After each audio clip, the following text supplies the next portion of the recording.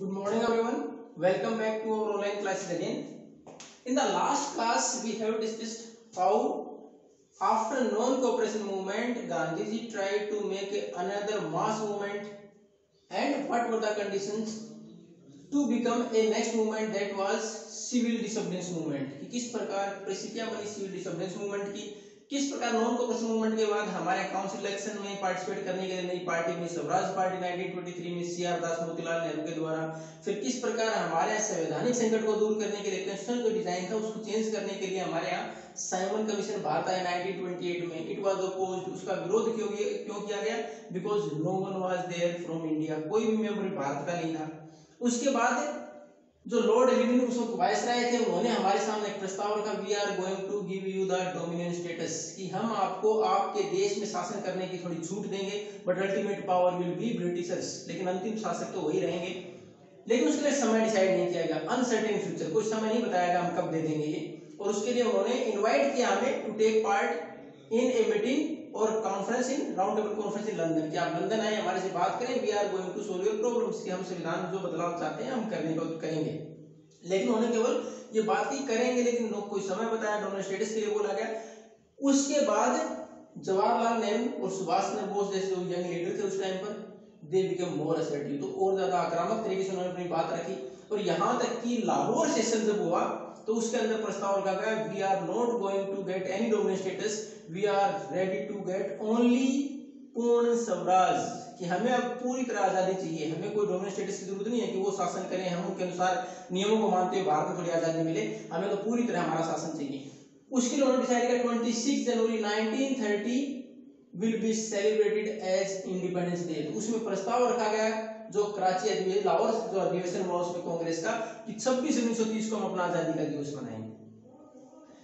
अब उसके बाद आगे जो घटनाएं हुई उसके अनुसार अब गांधी जी ने सोचा कि उन्हें बड़ा आंदोलन चलाया जाए, तो उन्होंने उसके बाद इरविन को, लॉर्ड इरविन को एक लेटर लिखा जिसमें उन्होंने 11 मांग रखी. लॉर्ड इरविन को उन्होंने एक लेटर लिखा 31 जनवरी 1930 को, जिसमें उन्होंने 11 डिमांड रखी उनके सामने. ये जो डिमांड थी किस प्रकार की थी? It includes different demand, general demands, actually जो सामान्य लोगों की डिमांड थी वो शामिल की गई. देन आफ्टर डिफरेंट क्लासेस, जो अलग अलग वर्ग थे बाद में जाति के अनुसार, धर्म के अनुसार उनके अलग मांगे उसके अंदर रखी गई. इंडस्ट्रीज और पीजेंट्स की मांगे उसके अंदर रखी गई. क्यों रखी गई सारी डिमांड? कि हर वर्ग को टच किया जाए, हर वर्ग के व्यक्ति को जोड़ा जाए आंदोलन में, ताकि सबकी मांग सरकार के सामने रखेंगे, सबको लगेगा हमारे लिए बात कर रहे हैं तो सब लोग आंदोलन में जुड़ेंगे. इसलिए लगभग जो 11 मांगे थी हर वर्ग को शामिल करके डिमांड रखी गई थी, हर एक वर्ग को शामिल करके, और तब ये डिमांड रखी गई थी. सबसे महत्वपूर्ण जो डिमांड थी वो थी अबोलिशन ऑफ सोल्ट टैक्स, कि सरकार ने नमक बनाने पर टैक्स लगा रखा था, and there was a monopoly of the British government to make taxes and make salt. तो ब्रिटिश गवर्नमेंट की मोनोपोली एकाधिकार था, कोई दूसरा भारतीय कोई इंडस्ट्री नहीं लगा सकता था नमक बनाने की, और उसके ऊपर टैक्स बहुत ज्यादा बढ़ा दिया गया. और नमक क्या है? It is consumed by everyone, either he is poor और रिच, अमीर है या गरीब है, नमक तो हर कोई इस्तेमाल करता है, सामान्य लोगों की जरूरत थी. इसको सबसे महत्वपूर्ण डिमांड के तौर पर रखा गया कि इस डिमांड को मान लिया जाए, टैक्स हटाया जाए और हमें अनुमति दी जाए अपने आप नमक बनाने की.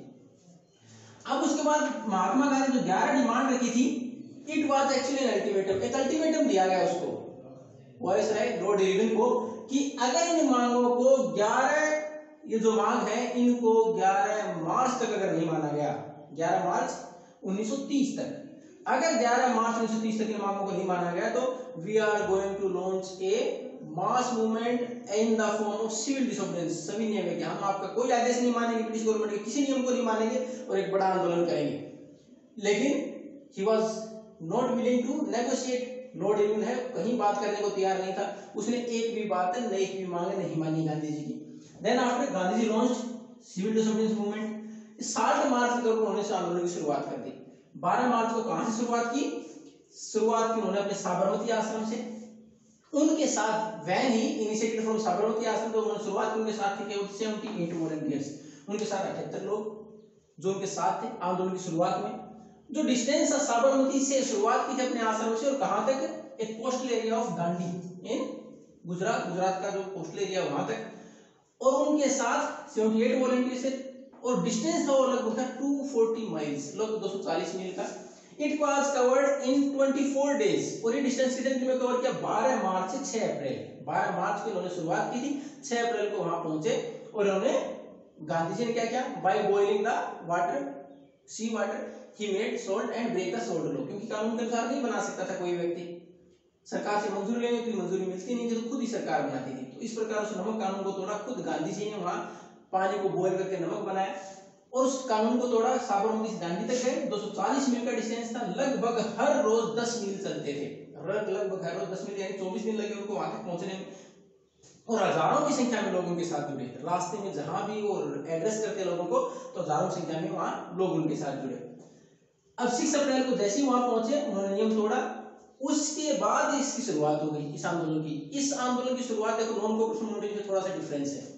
नॉन कोऑपरेशन मूवमेंट में ये बोला गया था, we are not going to cooperate the government, कि हम सहयोग नहीं करेंगे सरकार का, लेकिन हम नियम नहीं तोड़ेंगे, लेकिन जो कानून है उनके अनुसार काम करेंगे, लेकिन सरकार को जहां हमें सहयोग करेंगे, हमें उनके लिए कुछ करने की बात आई, हम नहीं करेंगे। लेकिन यहाँ क्या कहेंगे, we are going to break the law, जब तो हम नियम तोड़ेंगे, सरकार के नियम, किसी नियम को नहीं मानेंगे।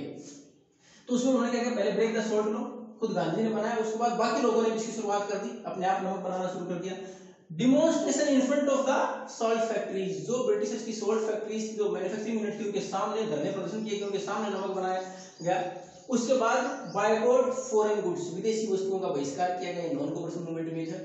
लिकर शॉप प्रोहिबिटेड, जो शराब की दुकानें थी उनको बंद कर दिया गया।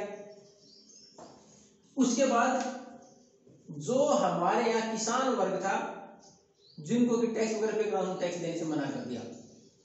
उसके बाद उन्होंने टैक्स देने से मना कर दिया। जो हमारे यहाँ के ऑफिशियल्स थे, जो ब्रिटिश गवर्नमेंट में इंडियन ऑफिशियल थे, उन्होंने रिजाइन, इस्तीफा दे दिया।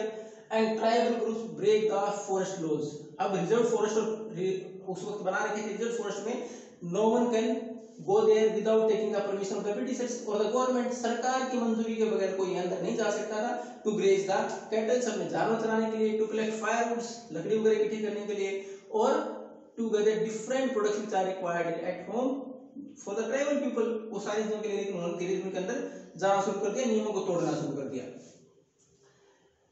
अब ब्रिटिशर्स, इससे ये देखा गया कि इतना बड़ा आंदोलन है, तो दे मेड रिप्रेसिव लॉज, उसके बाद कुछ कठोर कानून बनाए गए। And even the army was there, सेना को मंजूरी दे दी गई।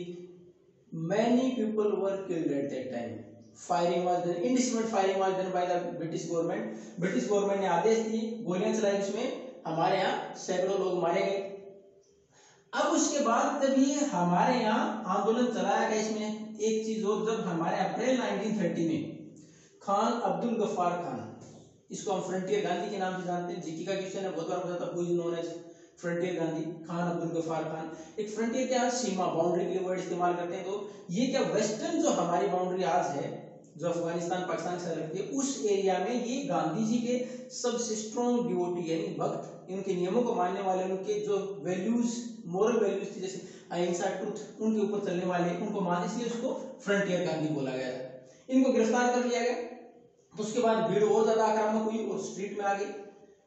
अब उसके बाद 1 महीने के बाद ही मई में महात्मा गांधी को भी गिरफ्तार कर लिया गया। उसका परिणाम क्या निकला, सोलापुर महाराष्ट्र में जितनी भी चीजें which were the symbol of British government, जो कि ब्रिटिश गवर्नमेंट के सिंबल थे, either police station, railway station, post office etcetera, जितनी भी म्युनिसिपल जो ऑफिस, म्युनिसिपल कमेटी जो ऑफिस थे, जितनी भी ये ब्रिटिश गवर्नमेंट को सिंबलाइज करी थी, उनके ऊपर आक्रमण कर दिया गया, तोड़ फोड़ की गई।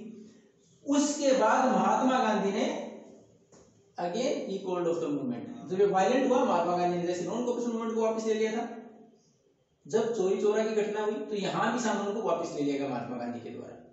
देन आफ्टर ए पैक्ट और agreement was done between Lord Irwin and Mahatma Gandhi, Mahatma Gandhi और लॉर्ड इरविन के बीच में एक समझौता हुआ, जिसको जानते हैं गांधी इरविन पैक्ट के नाम से, गांधी इरविन समझौते के नाम से जानते हैं, जो कब किया गया, 5 मार्च 1931, 5 मार्च 1931 को समझौता हुआ महात्मा गांधी और लॉर्ड इरविन के बीच में, जिसके अनुसार महात्मा गांधी ने कंसेंट, सहमति दे दी इस चीज के लिए, to take part in second round table conference, कि जो दूसरा सम्मेलन होगा, जिसको हम बोलते हैं राउंड टेबल कॉन्फ्रेंस है, गोलमेज सम्मेलन लंदन के अंदर, तो उसमें गांधी जी ने खुद पार्टिसिपेट करने की हाँ भर दी। फर्स्ट में भारत की तरफ से कोई नहीं गया था। फर्स्ट जो राउंड टेबल कॉन्फ्रेंस थी 1930 में, किसी ने पार्टिसिपेट नहीं किया था। कब हुई थी ये, 1930 में, आफ्टर साइमन कमीशन बात आया 1928 में, उसने प्रस्ताव रखा था। उसके बाद किसी ने पार्टिसिपेट नहीं किया था, लेकिन सेकंड राउंड टेबल कॉन्फ्रेंस में गांधी जी ने अनुमति दे दी कि मैं पार्टिसिपेट करूंगा। गए वहां, but no demand was fulfilled, लेकिन इनकी किसी मांग को नहीं माना गया। द कन्वर्सेशन ब्रोक आउट, वहां इनकी जो बातचीत थी वो खत्म हो गई। ही रिटर्न बैक टू इंडिया, वापस भारत आए तो स्थिति बिल्कुल बदली हुई थी। किस प्रकार? The major leader like Ghaffar Khan, Abdul Ghaffar Khan Jawaharlal Nehru in prison, उनको जेल में डाल रखा था। Congress was declared illegal, Congress party को गैर कानूनी घोषित कर दिया गया था। And different laws were made to stop demonstrations, protest etcetera, और टू डू रैलीज, जो रैलीज वगैरह की जाती है उन सब के ऊपर रोक लगा दी गई, ऐसे कानून बना दिए गए थे।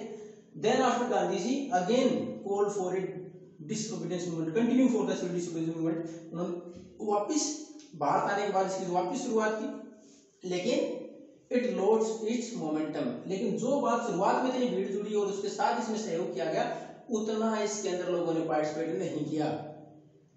यानी शुरुआत में लोगों ने पार्टिसिपेट किया, उतना दोबारा जब इन्होंने कॉल किया उस सिविल डिसोबीडियंस मूवमेंट के लिए, तो वैसा कॉल दोबारा करने के बाद वैसा रिस्पॉन्स नहीं मिला। अब नेक्स्ट क्लास में पढ़ेंगे why the response was not there, इतना अच्छा रिस्पॉन्स क्यों नहीं था, and which social groups, political economic groups didn't take part in that particular movement. इसमें कुछ ग्रुप थे जिन्होंने की विलिंग नहीं थे इसमें पार्टिसिपेट करने, क्यों विलिंग नहीं थे, क्यों इसके अंदर पार्टिसिपेट नहीं किया गया, क्यों ये अपने इसने अपना मोमेंटम खो दिया। तो we are going to continue the next class. If you have any doubt regarding that particular topic, then you can ask. Thank you and nice day.